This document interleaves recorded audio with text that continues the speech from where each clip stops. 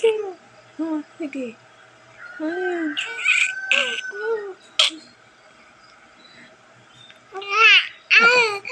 Papasok ka na sa school. Papasok sa school yun. Papasok si ate. Paano ko maiintindi si ate? Ha? Paano maiintindi si ate? Gising yung batang ngayon. Papasok ikaw sa school.